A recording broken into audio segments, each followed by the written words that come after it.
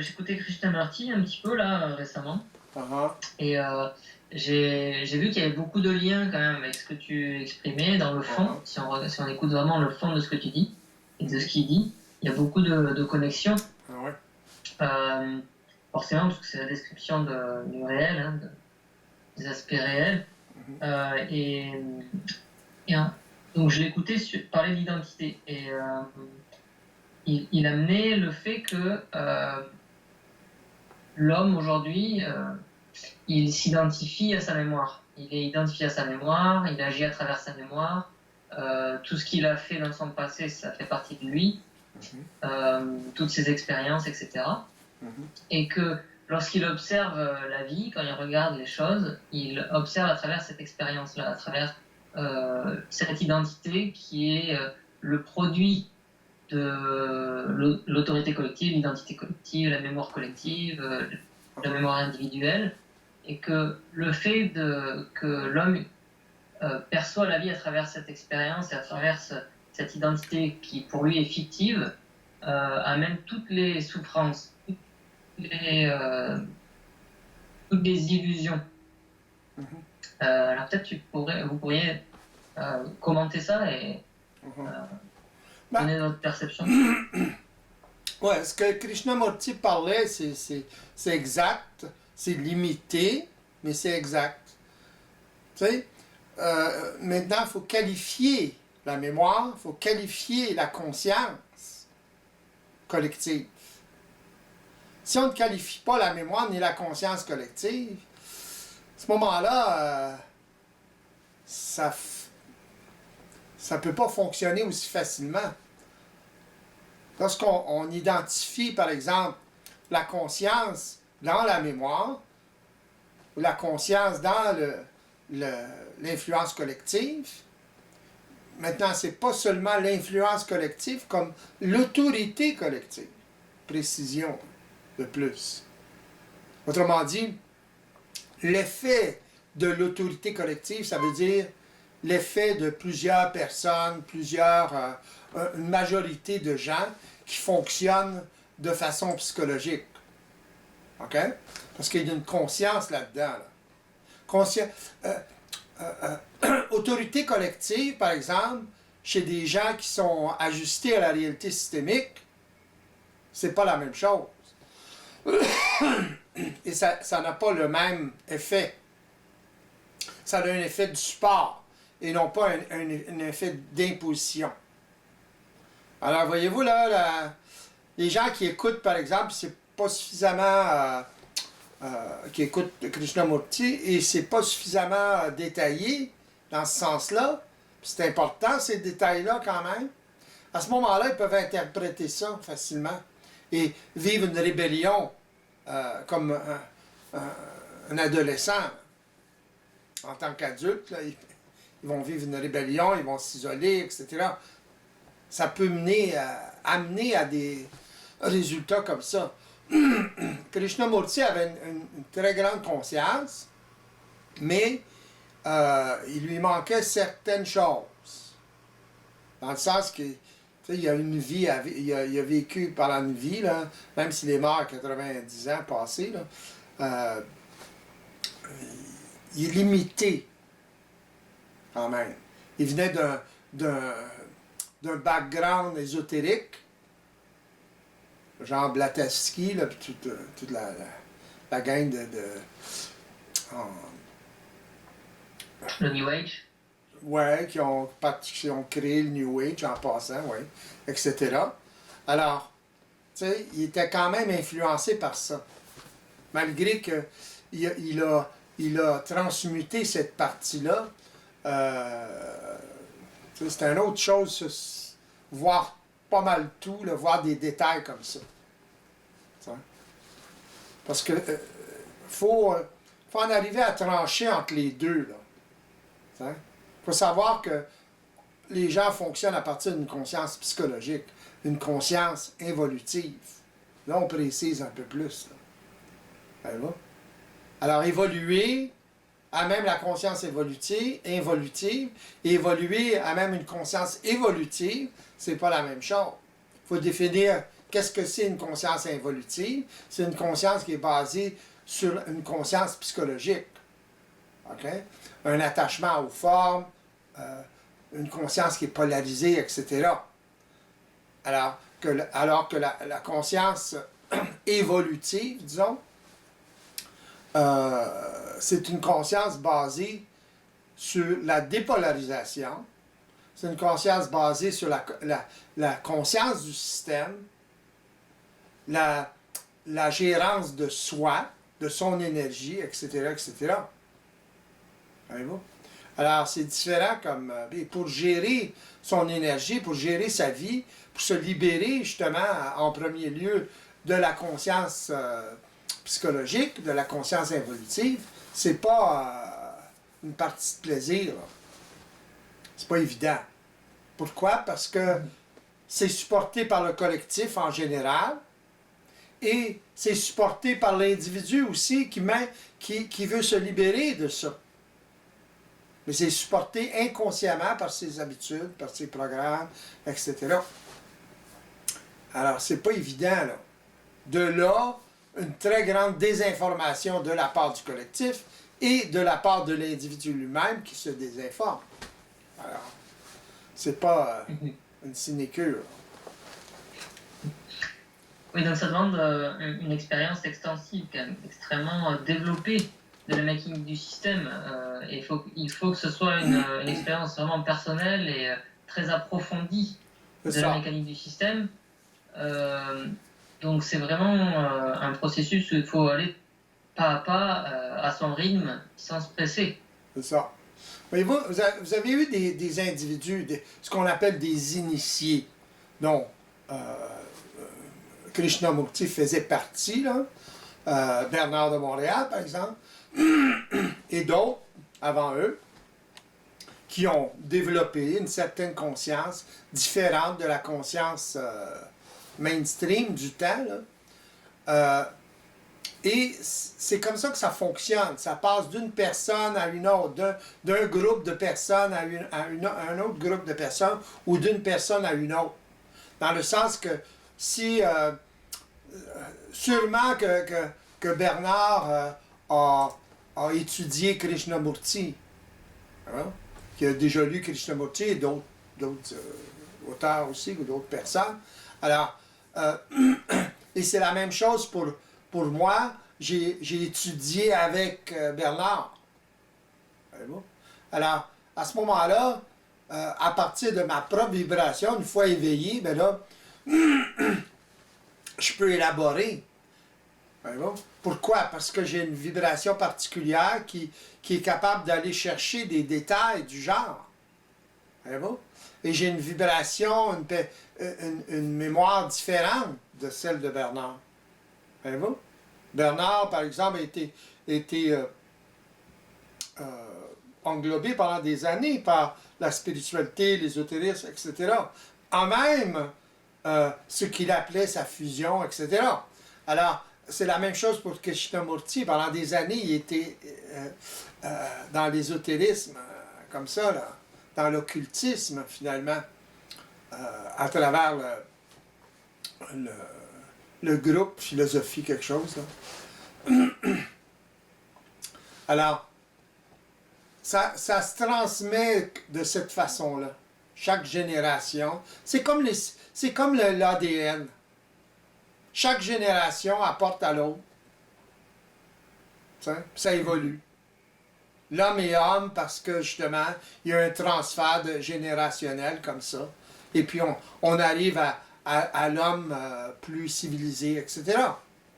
C'est comme ça que ça fonctionne. Donc, en d'autres termes, chaque génération prend les aspects les plus réels des individus qui sont venus avant et ils avancent à partir de là de manière à investiguer le plus vite possible, le plus intelligemment possible la mécanique du système. Exactement. Croire autrement, croire qu'on peut s'éveiller sans influence, c'est une illusion psychologique spirituelle. Ça ne fonctionne pas de même. L'ADN ne fonctionne pas de même, la mémoire ne fonctionne pas de même, l'expérience ne fonctionne pas de cette façon-là. ce qui se réincarne, c'est justement la conscience. C'est pas l'individu qui se réincarne. Voyez-vous? Alors, cette conscience-là a été influencée par d'autres consciences, dans d'autres temps. Et là, ben, il y a eu une évolution, à même une conscience involutive, etc. Puis hop, ça commence à se libérer de cette conscience-là. C'est pas parfait, ça peut pas être parfait. Mais c'est pas ça qui est important. Ce qui est important, c'est que ça évolue. Allô? Pourquoi beaucoup de monde n'arrive pas à bénéficier justement de cette expérience particulière qui est transmise par des personnes qui ont plus d'expérience?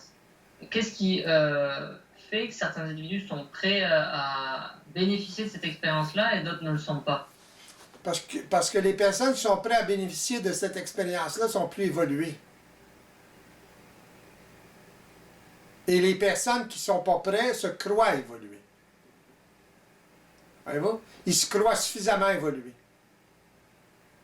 Alors, c'est ce qui les bloque. Alors, ces personnes-là, pour analyser le phénomène, là, souffrent de dévalorisation. Eh bien, c'est des personnes qui, au lieu de s'écraser dans la dévalorisation, ils tendent à se valoriser. Ils ont un grand besoin de se valoriser. Alors, ça donne une mesure du conflit qui crée la dévalorisation.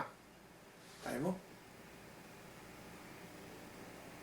Alors, plus une personne vit de cette façon-là, ou regarde les choses de cette façon-là, plus elle est en résistance.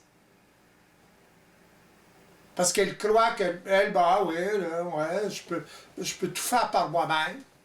T'sais? Oui, on fait les choses par soi-même, en fin de compte. Mais ça n'empêche pas d'aller à l'université, ça n'empêche pas de faire bien des choses. Se préparer, avoir une base solide. Voyez-vous? Donc, en d'autres termes, l'humanité étant telle qu'elle est, elle ne réalise pas à quel point elle est inexpérimentée. Ouais. Donc, ça crée l'illusion qu'une personne adulte est déjà arrivée au bout, et c'est déjà suffisamment de choses, elle n'a pas besoin d'être instruite. Ouais, c'est ça. C'est ça, se baser sur la mémoire. Et sur la conscience involutive. Parce que des gens qui réagissent comme ça, OK? Même qui ont certaines connaissances évolutives, disons, c'est différent. Une connaissance, même si vous avez accumulé de la connaissance, vous n'avez pas nécessairement vécu l'expérience encore. Ces gens-là ont accumulé des connaissances comme ça, mais ils croient qu'ils peuvent, un peu de connaissances en fait, puis ils croient qu'ils peuvent évoluer seuls. Voyez-vous? À cause justement du conflit. À cause qu'ils ne sont pas suffisamment humbles pour apprendre des arts. Voyez-vous? Ils n'ont pas d'ouverture. Voyez-vous? Alors, ils sont en résistance, ils se limitent, donc ils n'évoluent pas. Voyez-vous? Ils peuvent croire tout ce qu'ils veulent, mais en fin de compte, c'est la preuve dans le pudding, là, dans le sens que c'est la résultante qui compte. Que deux personnes qui sont plus évoluées vont se reconnaître. Voyez-vous ce que je veux dire? Moi, si je rencontre quelqu'un, même si la personne fonctionne de façon psychologique, je suis capable de voir d'après comment elle se comporte, comment elle parle, si elle est évoluée ou pas. Si elle est prête à absorber ce genre de matériel-là. Mais pour absorber le matériel, il faut qu'il y ait un vide. On ne peut pas absorber le matériel quand il y a un plein. Le plein, c'est toutes les connaissances que la personne peut avoir. Le plein, c'est le fait qu'elle se fie à sa mémoire, etc. Elle est influencée par la mémoire collective ou l'autorité collective, etc. Alors, comment voulez-vous qu'une personne absorbe cette réalité-là de cette façon-là? Elle ne peut pas. Elle se désinforme continuellement à travers ces points-là. Voyez-vous? Il faut qu'elle soit faut qu'elle soit en mesure d'absorber. Pour absorber, il faut qu'il y ait de l'espace pour absorber de matériel. Ou quand on mange, on ne peut pas manger le ventre plein. Voyez-vous? Alors, ces personnes-là qui sont plus évoluées, ils ont le ventre vide, ou plus vide. Ils sont prêts à absorber. Voyez-vous? Et le fait qu'ils sont prêts à absorber, à ce moment-là, ben, ils peuvent assimiler beaucoup plus facilement. Pourquoi? Parce qu'ils ont moins d'opinions. Voyez-vous?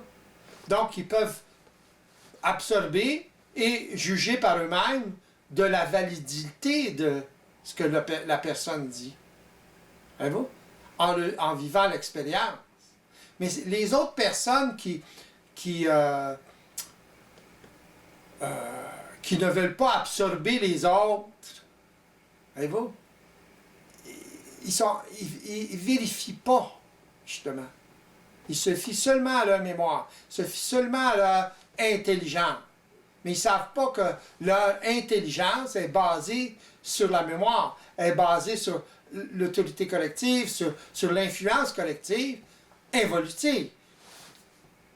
Et là, le piège. Puis il y a beaucoup plus de monde qui tombe dans ce piège-là que de monde qui ne tombe pas dans ce piège-là. Donc de l'intelligence, à ce niveau-là, ce serait réaliser à quel point on n'a pas d'expérience personnelle de toutes ces questions et qu'on doit réinvestiguer tout ça avec un œil neuf. C'est ça. Ouais. Même si on a de l'expérience un peu, là, mais il s'agit de regarder ça avec un œil. Autrement dit, s'ouvrir à ça. Ça demande une certaine humilité. Hein, va? Puis cette humilité-là va être présente à cause de la souffrance de l'individu. Hein, va? Donc, qu'est-ce que ça veut dire, ça? Ça veut dire que les gens les plus sensibles, à cause de la souffrance, justement, à cause du conflit, vont être plus, à un certain moment donné, à un certain taux de souffrance, vont être beaucoup plus ouverts à trouver une solution, à prendre la pilule, justement, à avaler la pilule, que d'autres personnes qui sont remplies de toutes sortes d'idées, ils ne voudront pas absorber la pilule. Puis la pilule, c'est pas l'autre personne qui la donne ou l'initié qui la donne. Voyez-vous? C'est seulement la capacité de l'individu de l'absorber, de l'avaler, cette pilule-là. En rapport avec le système. La pilule, c'est quoi? C'est savoir qu'on ne sait pas grand-chose. Comment on sait qu'on ne sait pas grand-chose? Parce qu'on est suffisamment intelligent pour voir que ça ne fonctionne pas, cette conscience-là. Ça détruit. Ça désharmonise, etc., etc., etc. Voyez-vous? Même avec des bons vœux pieux, ça ne fonctionne pas. Hein? Tôt ou tard. Alors... Donc, oui. Tant que les personnes ne sont pas entrées dans cette conscience dont vous parlez, l'homme compense de tout un tas de manières possibles, imaginables, pour contrebalancer les effets négatifs de cette conscience. Et plus les personnes contrebalancent ça, plus elles se maintiennent dans une conscience involutive, si j'ai bien compris. C'est ça. Et ils essaient de se libérer d'une conscience involutive à même des moyens involutifs. Ça ne fonctionne pas. Ça ne peut pas fonctionner. C'est une auto-prison. Donc au bout d'un moment, Donc au bout d'un moment, une personne qui a suffisamment d'expérience, elle réalise que ça ne fonctionne pas et elle commence à chercher des solutions plus adaptées. Elle est plus ouverte aux solutions. N'importe quelle solution. Pourquoi? Parce qu'elle souffre. Elle n'est pas bien dans sa peau. Normal. Puisqu'elle n'est pas dans son identité. Mais elle ne le sait pas qu'elle n'est pas dans son identité. Mais elle n'est pas bien dans cette identité-là. Alors, elle cherche. Alors, l'intensité de la souffrance qu'elle vit ou du mal-être qu'elle vit, c'est proportionnel à sa recherche, c'est proportionnel à son ouverture. Ou son ouverture est proportionnelle à ça. Voyez-vous? Mais les gens qui sont férus de connaissances, puis ils veulent se montrer qu'ils en savent des choses, c'est pas des gens qui souffrent comme ça. Là. Pas encore, en tout cas. Eux autres, ça leur prend des gros chocs. Des gros chocs de vie, là ça leur rentre dedans. T'sais? Ils sont mariés pendant 5 ans, ils ont des enfants, puis leur femme la laisse, ou leur mari la laisse. Là, ils ont des chocs. Ou ils meurent, whatever. Là, ils ont des gros chocs. Paf! Là, ils souffrent. Pas à peu près. Plus qu'une personne. Là, habituellement, ils font des dépressions, ou whatever. Parce que c'est des personnes qui vont penser être en contrôle. Tant que ça va bien, ils sont en contrôle. Intellectuellement, etc. Ils tiennent ça en équilibre. Ils se rassurent par la raison. Ils ont raison. Donc ça demande beaucoup d'intelligence finalement pour être libre des autres, pour être libre de la conscience des autres, pour être libre dans sa vie. Ça prend une autre sorte d'intelligence. Cette autre sorte d'intelligence-là ne peut se manifester que lorsque l'individu a vécu des expériences suffisamment fortes en souffrance, en mal-être, etc., pour qu'il réalise que ça n'a pas l'air à marcher de cette façon-là. Alors là, il est seul contre le collectif. Alors ça prend cette capacité d'être seul contre le collectif. Autrement dit, de réaliser que ça ne fonctionne pas, ça. Là. Donc, quand il réalise ça, puis là, il commence à regarder l'influence du collectif, à ce moment-là, il va se sentir seul. Parce que là, il ne sait pas encore, puis il y a toute l'opinion collective, il y a toute l'influence collective de l'autorité collective contre lui. Fait que c'est une drôle de position, là. Fait qu'il cherche des partenaires, là. Voyez-vous, là? Il cherche des personnes avec qui il y a des affinités. Voyez-vous?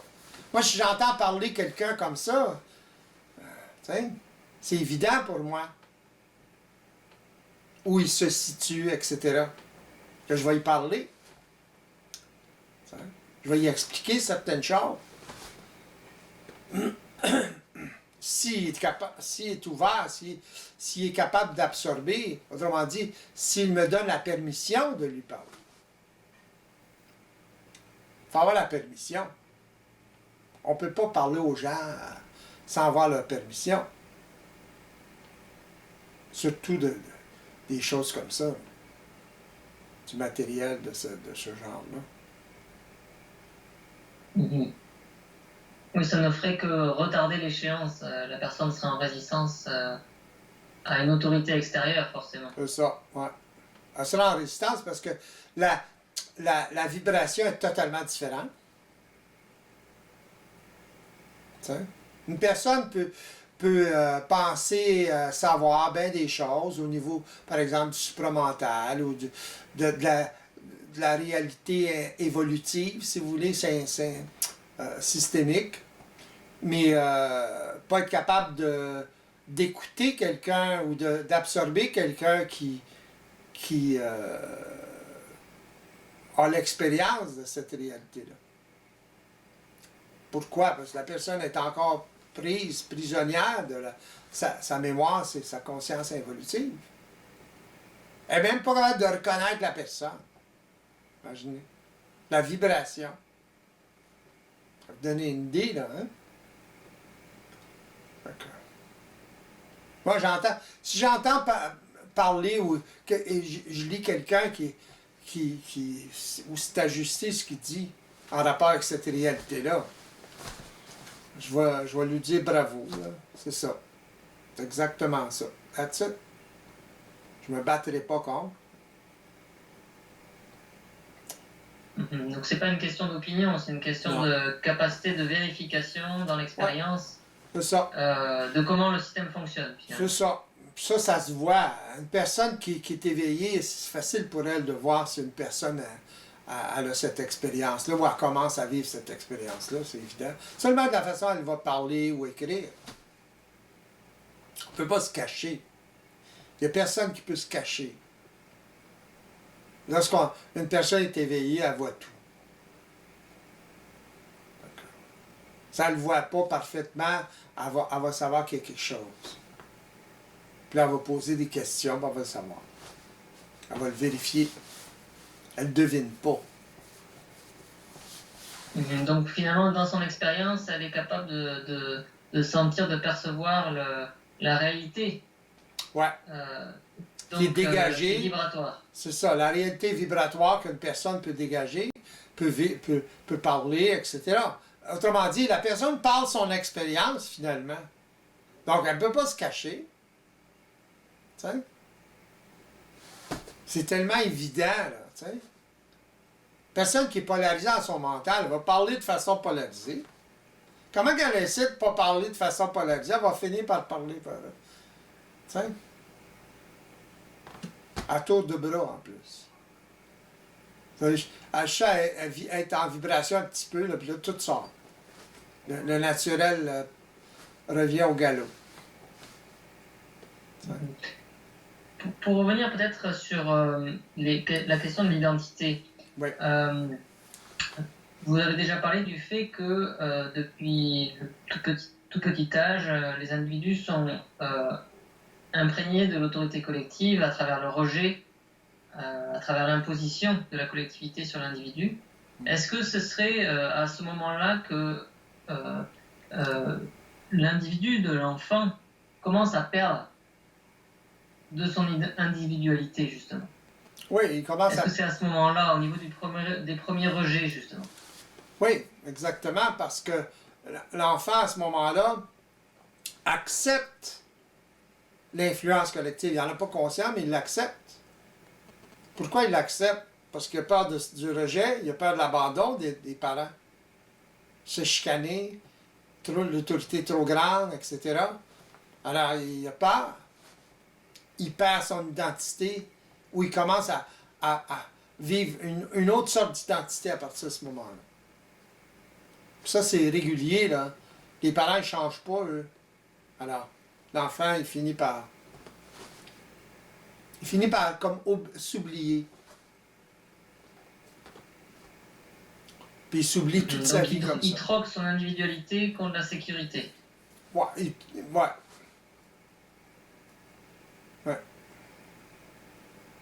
Donc de l'identité, c'est vraiment une expression naturelle d'un individu s'il n'a pas été rejeté, s'il n'a pas été imposé. C'est ça, ouais. S'il y a des parents, par exemple, qui sont éveillés, à ce moment-là, il va avoir plus de chances de ne pas vivre ce genre d'expérience-là, de ne pas créer ces programmes-là. C'est des programmes, c'est un conflit, à ce moment-là, entre sa personne et sa personnalité. Sa personnalité est créée, ou son identité psychologique, la même chose, a été créée par le fait que, a été créée par la peur de l'abandon, la peur du rejet des parents. Voyez-vous? Donc la peur de la mort. La peur d'être seul pour un enfant, c'est la peur de la mort. Parce qu'il ne peut pas survivre tout seul. Alors il vibre. C'est puissant, ça, là. Donc, il accepte l'autorité des parents, il n'y a pas le choix. Même s'il se rebelle par la suite, ou se rebelle même s'il se rebelle par la suite, il l'a accepté.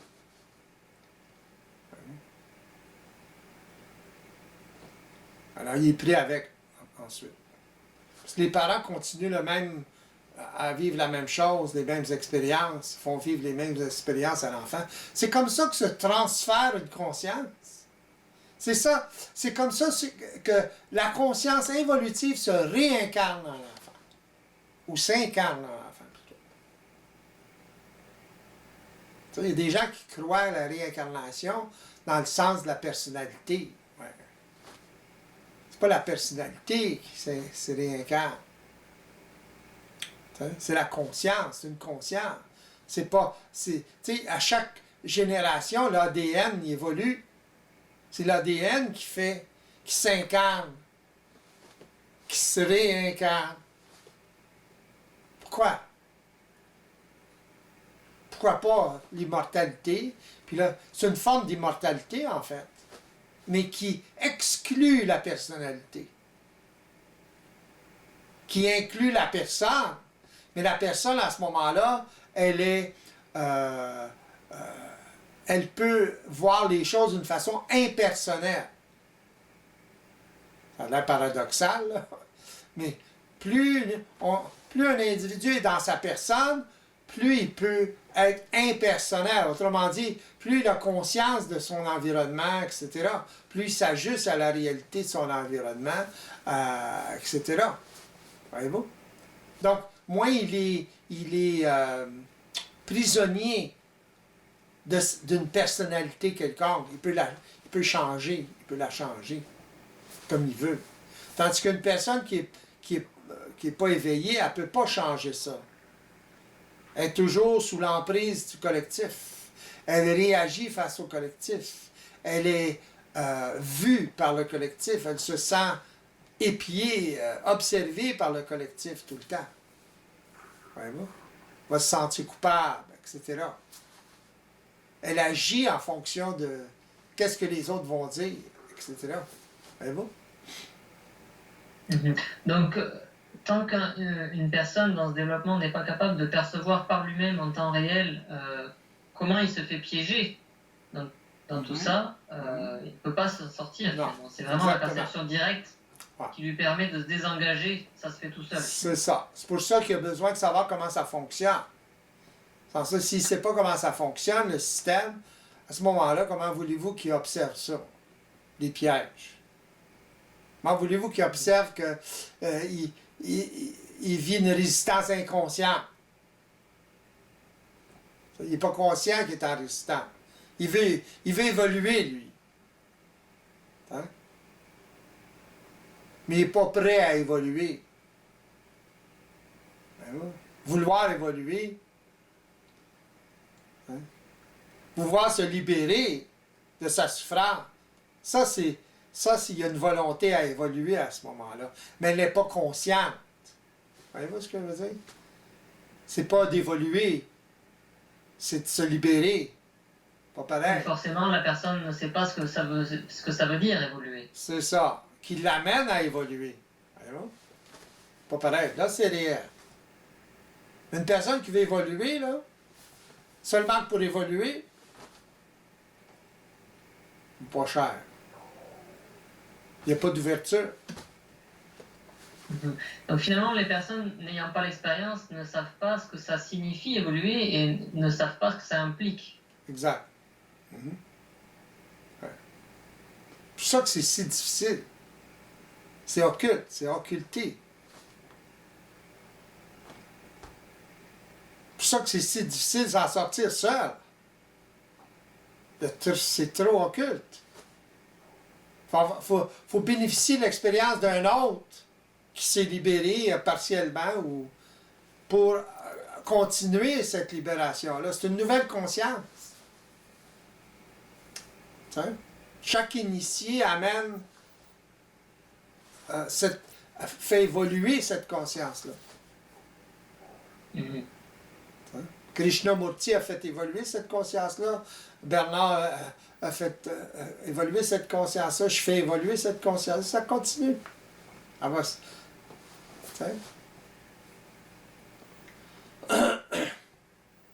quand on parle, Krishnamurti a parlé, Bernard a parlé, moi je parle. Fait qu'on diffuse cette réalité-là le mieux qu'on peut. Avec les failles et les avantages. Donc on pourrait presque dire que le mouvement de perfection de l'humanité vers cette conscience n'est pas parfait, ça se fait au gré des vents. Au gré de...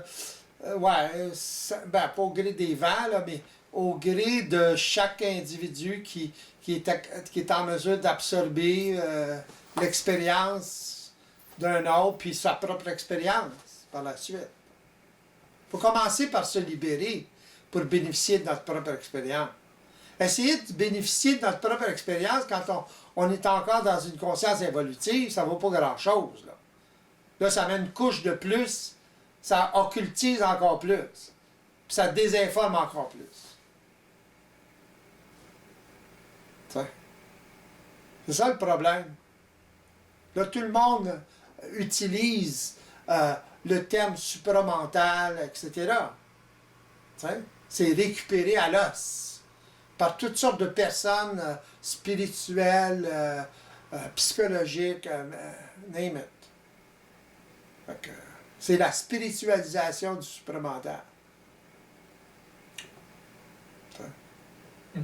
Est-ce que c'est pas difficile pour une personne qui aborde tout ça de supporter le fait que ce soit imparfait au départ?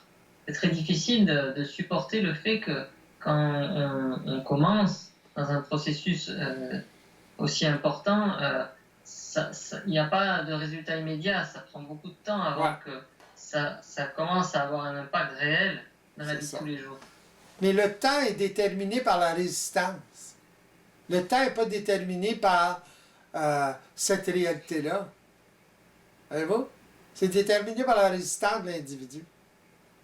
Inconscience, c'est évident. Alors, ça pourrait arriver très rapidement s'il n'y aurait pas de résistance. Mais il y en a une résistance. Tout le monde a une résistance. Pourquoi? Parce que tout le monde fonctionne a priori de façon psychologique et dans une conscience involutive. Donc, pour se libérer de la conscience involutive, il faut voir à travers la résistance, premièrement. Il faut voir qu'il y en a une résistance. Il faut observer comment elle se comporte, cette résistance-là, comment elle se manifeste en vous, cette résistance-là. Supportée par la volonté de l'individu. Supportée par la volonté ou la puissance de l'individu qui est à ce moment-là désinformé. C'est ça le fameux mensonge cosmique. C'est la désinformation. Moi, j'aime pas tellement ce terme-là. Donc finalement, plus une personne elle est sciente de la vie, plus elle est amenée à évoluer et à avancer dans ce processus. Ouais. Plus elle parle, plus elle évolue. Plus elle parle avec des individus qui commencent à évoluer, plus elle évolue. Ça continue. Tout le temps, tout le temps, tout le temps. Parce que ça raffine, ça se raffine, ça se raffine. Voyez-vous? Une fois que la personne est éveillée, là, pas avant. Il y en a qui essaient de parler avant. Ils se font récupérer pas à peu près. Une personne qui parle avant le temps, elle ne peut pas évoluer. Il y a trop de résistance. À quoi? Aux autres qui sont éveillés. Ils ne peuvent plus absorber rien.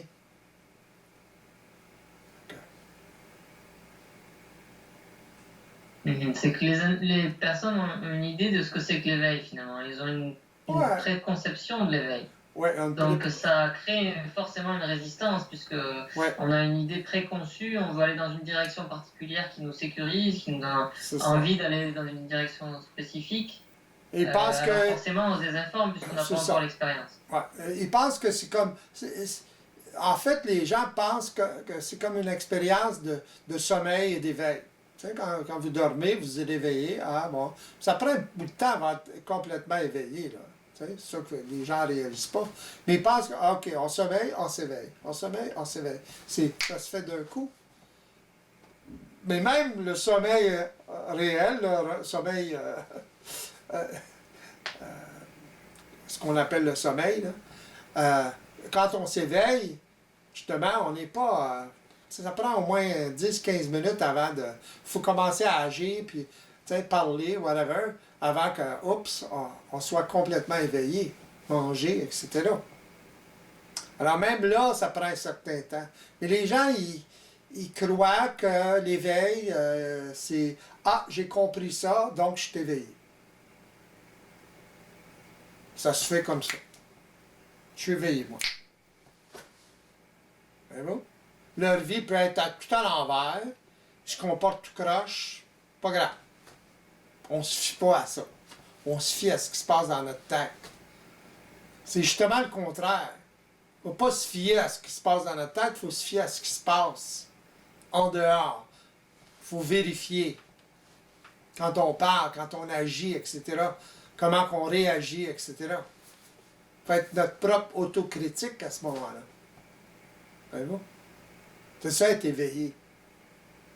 On ne se fie plus justement à ce qui se passe dans notre tête. On le parle. Fait que quand on le parle, on le voit.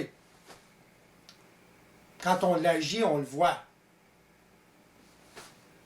C'est là qu'on voit, hop, oups, c'est pas. Il y a besoin d'ajustement. Hein?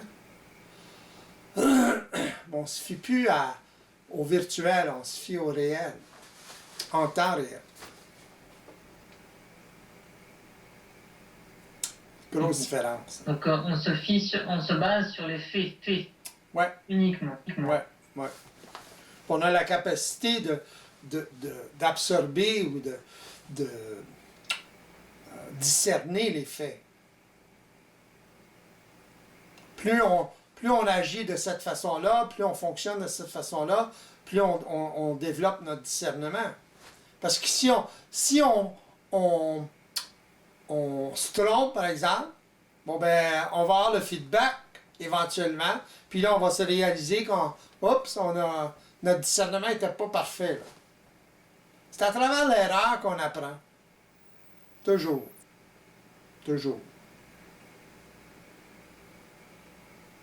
Le succès, c'est justement de voir à travers l'erreur. Pardon? Je disais, c'est assez étonnant de voir que dans les milieux spirituels,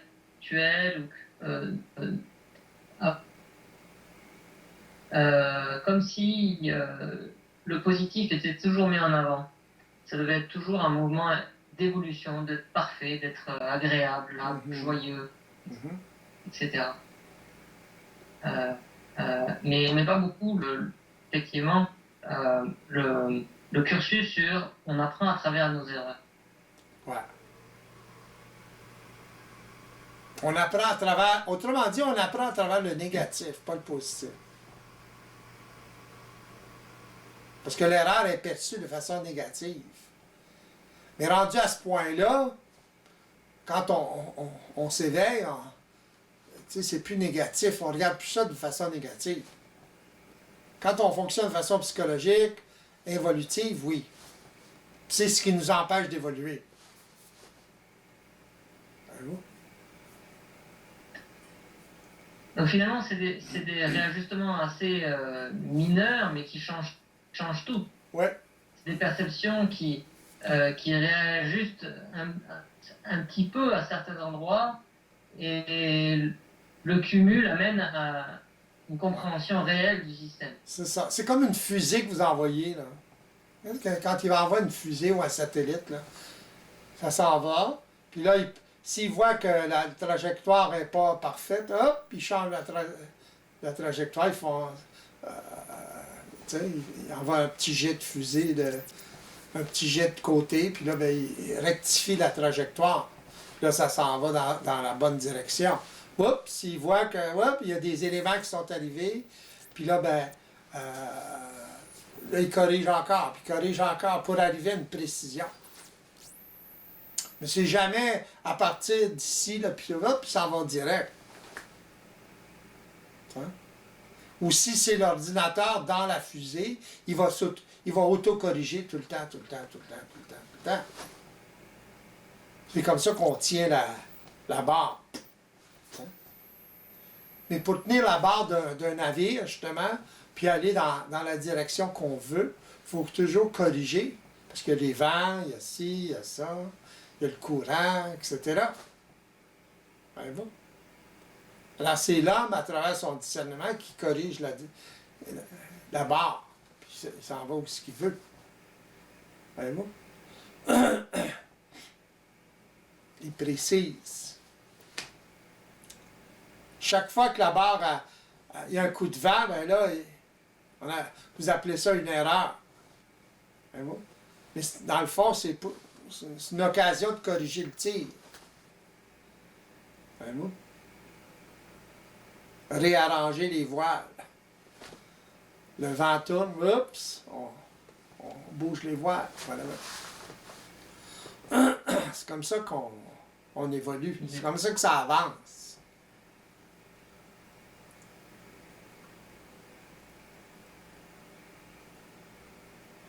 Oui. Donc, en d'autres termes, on ajuste en fonction de comment la vie fonctionne. Ouais. On réajuste la version. C'est ça, ouais. Mais il faut savoir comment la vie fonctionne aussi avant. Comment le système fonctionne. C'est quoi la vie? La vie, c'est une machine. Il n'y a aucune conscience. C'est nous la conscience. Quand on la développe, on commence à manœuvrer ou utiliser la machine. Sans ça, c'est la machine qui mène le show, puis on est aux 80. On n'a pas rien pour changer la direction, ça s'en va par là, ça s'en va où ça veut. Voyez-vous?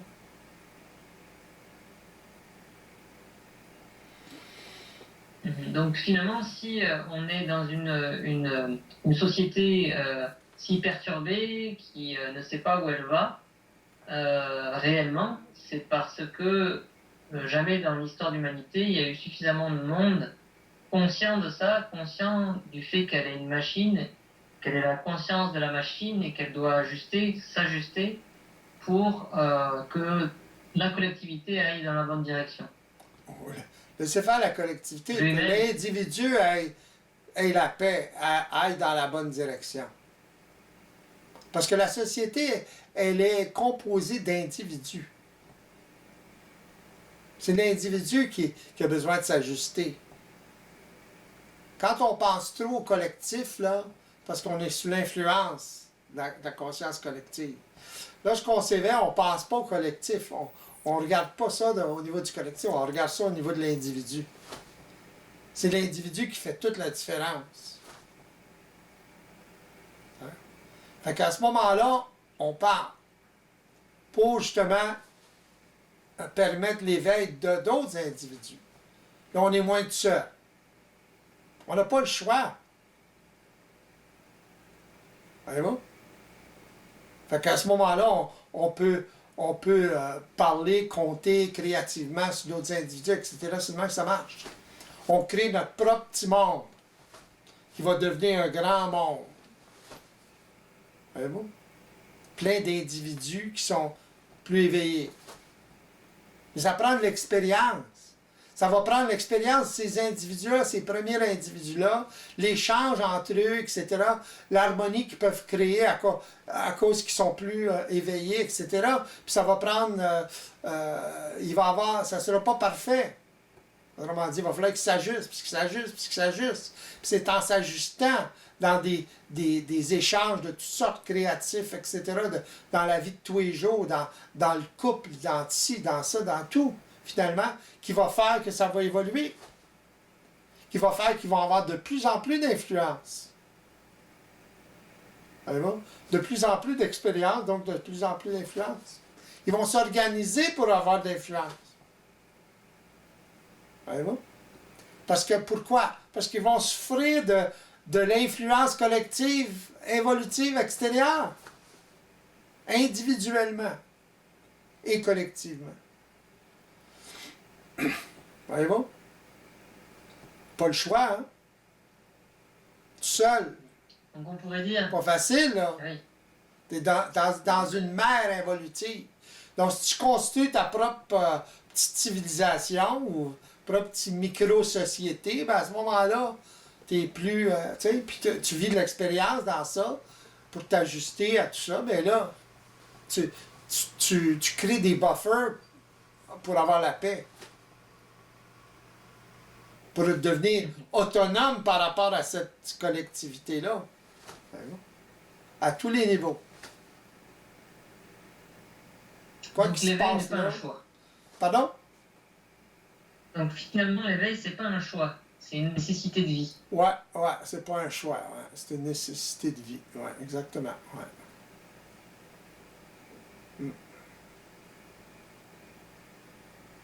Une nécessité de Donc, survie.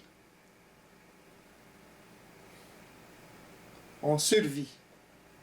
Puis ensuite, ça passe à une autre étape, à une autre étape, à une autre étape. Quand ça a passé l'étape individuelle, ça tombe à l'étape collective, avec un autre individu ou d'autres individus. Puis là, ça grandit, ça évolue. On ne peut pas évoluer tout seul. Impossible. On a besoin de contact. Fait que si une autre personne s'éveille, ben là, on a un contact. C'est pas parfait. Puis là, ben, on évolue là, à travers ça. Parce que l'autre personne commence à s'éveiller, là. T'sais, tu peux pas y en passer, là. T'sais? Elle va être capable de parler, elle va être capable de s'exprimer mentalement, à partir de son mental supérieur. Ouh! Quand même, c'est un enfant. Ça n'a pas d'importance. Un enfant peut vous dire des choses. Un enfant qui est moindrement mental, là, il peut vous dire des choses, alors avoir des chocs.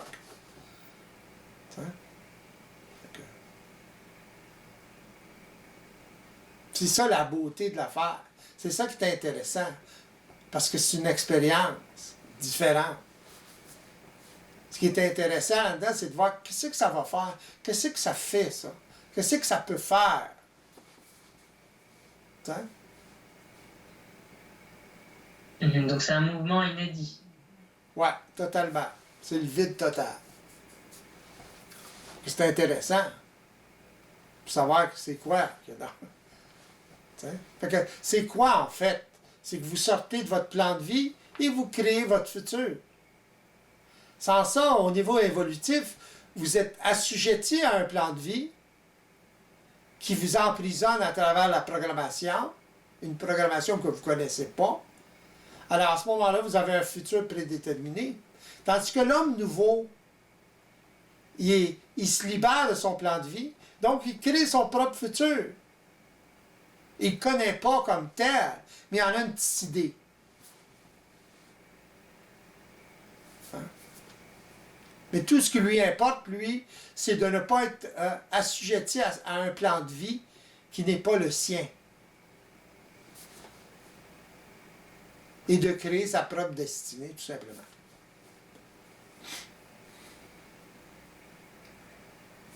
C'est ça l'homme nouveau.